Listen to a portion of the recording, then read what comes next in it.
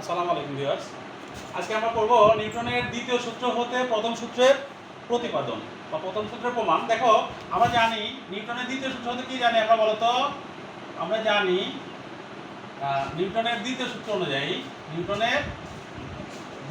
সূত্র অনুযায়ী বা সূত্রানুসারে কি জানি F সমান ma। এটা জানি একটু আগে করলাম আমরা। তো দেখো এরপরে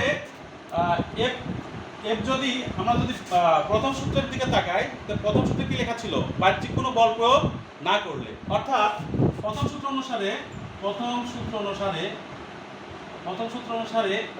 বাহ্যিক বল প্রয়োগ না করলে মানে F সমান কি হলে 0 হলে, তাহলে আমরা কি বলতে পারি? m এর সমান কি বলো? 0।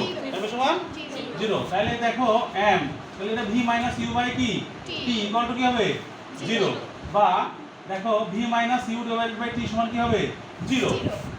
0 বাই m মানে 0, 0 বাই m মানে 0। অথবা v - u সমানও 0, t গুণন 0 0। সুতরাং v সমান কি বলো? u। অর্থাৎ নিউটনের প্রথম সূত্র অনুযায়ী বাহ্যিক বল প্রয়োগ না করলে স্থির বস্তু স্থির থাকবে এবং সমবেগে চলতে থাকা বস্তু সমবেগে চলতে থাকবে। এটাই হচ্ছে প্রথম সূত্র। এটাই কি সূত্র? এটাই প্রথম সূত্র। তো ওকে, আল্লাহ হাফেজ।